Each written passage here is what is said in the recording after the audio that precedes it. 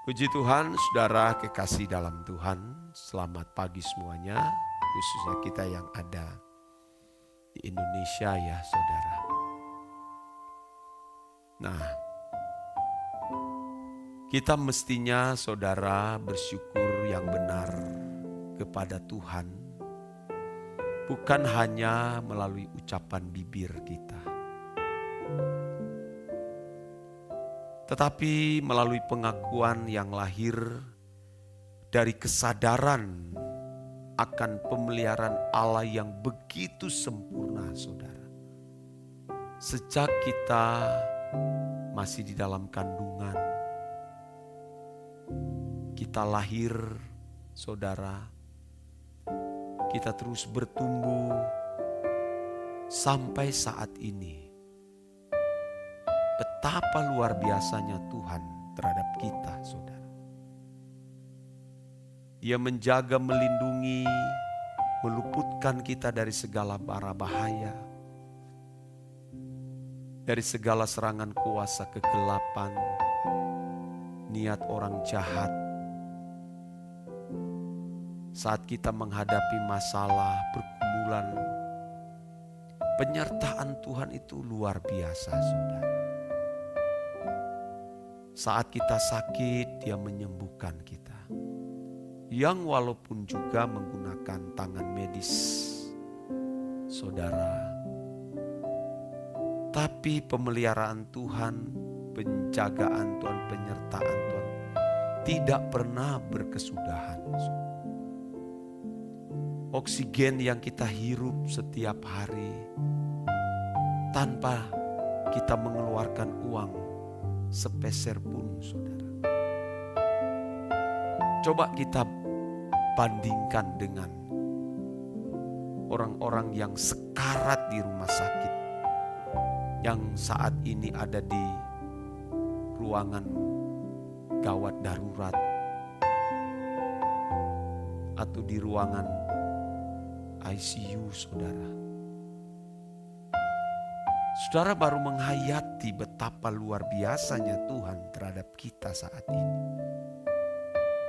Coba Anda memperhatikan mereka, bagaimana mereka harus menghirup oksigen buatan manusia.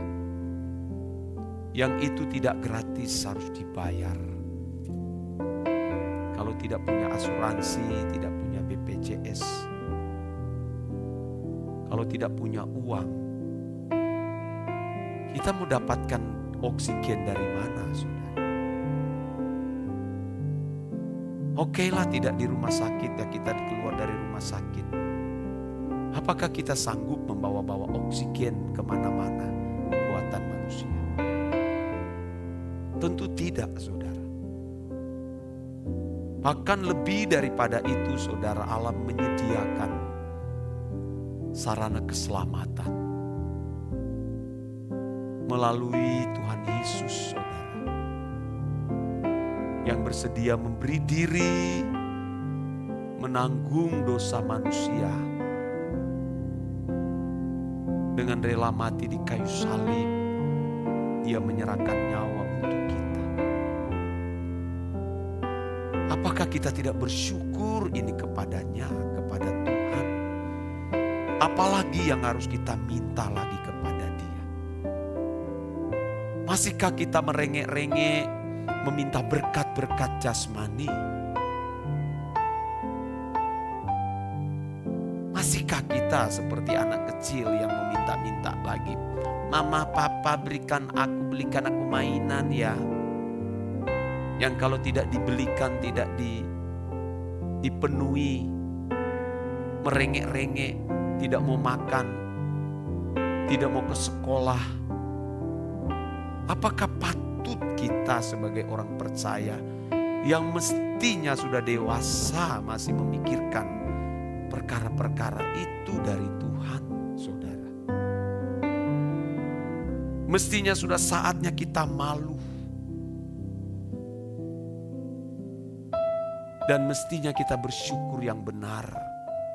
Dan berkata, Tuhan, aku tidak membutuhkan apa-apa lagi selain melakukan kehendak-Mu. Sadar diri saudaraku, sadar diri. Sudah saatnya kita akil balik. Sudah saatnya kita dewasa. Bukan lagi mengharapkan perkara-perkara jasmani dari Bapa, dari Tuhan. Melainkan bertanya kepada Tuhan, apalah yang aku harus lakukan supaya Engkau disenangkan. Supaya hatimu disukakan, perasaanmu disukakan. Itu yang mestinya kita bertanya kepada Tuhan. Tapi hari ini banyak orang Kristen, saudara. Usia sudah puluhan tahun. Masih mau menyalahkan Tuhan lagi. Hanya soal karena tidak punya rumah, tidak punya deposito, tidak punya ini dan punya itu. Apakah kita punya hak untuk menuntut, mengklaim Tuhan? Ini adalah tindakan yang bodoh, saudara sekalian. Jangan sampai nanti menutup mata baru menyadari betapa sebenarnya tidak penting semua itu. Yang kubutuhkan ternyata cuma Tuhan dan melakukan kehendak Dia. Saudara, kalau melihat di ketegangan geopolitik di Timur Tengah ini ya saudara, itu mengerikan. Konflik ini pasti berdampak luas. Mempengaruhi segi ekonomi, sendi-sendi ekonomi saudara. Banyak hal yang akan mengganggu. Dan mestinya kita sudah makin merapat kepada Tuhan. Makin merapat kepada Dia. Karena dunia tidak akan menjanjikan lagi ketegangan-ketegangan di mana-mana, saudara. Jangan sampai terjadi perang nuklir. Selesai sudah. Ini kan tinggal menunggu waktu. Saudara mau cari apa? Cari Tuhanlah dengan sungguh-sungguh. Bersyukurlah kepada Tuhan kita ada di Indonesia ya saudara. Coba kalau saudara ada di Iran. Coba saudara kalau ada di wilayah Timur Tengah, wilayah Libanon. Oh saudara, Anda tidak akan tenang di sana. Saudara ada di Israel hari ini, aduh. Kalau sampai saudara nuklir atau roket-roket itu sampai bisa meluncur masuk ke kota Yerusalem, habis. Kalau bukan Tuhan melindungi mereka, udah hancur negara. Jadi kita bersyukur di Indonesia ini kita masih mendapat kesempatan untuk boleh membenahi diri, saudara. 1 Petrus 1 ayat 13-14 mengatakan, sebab itu siagakanlah akal budimu, siapkanlah akal budimu, waspadalah dan letakkanlah pengharapanmu seluruhnya atas kasih karunia yang dianugerahkan kepadamu. Pada waktu Yesus Kristus menyatakan dirinya kelak. Hiduplah sebagai anak-anak yang taat dan jangan turuti hawa nafsu yang menguasai kamu pada waktu kebodohan. Jadi sudah saatnya saudara, ya sudah saatnya kita siapkan akal budi kita.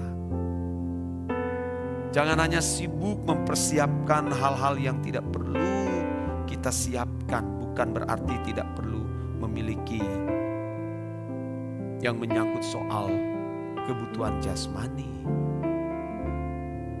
Dunia ini diambang kehancuran, saudara.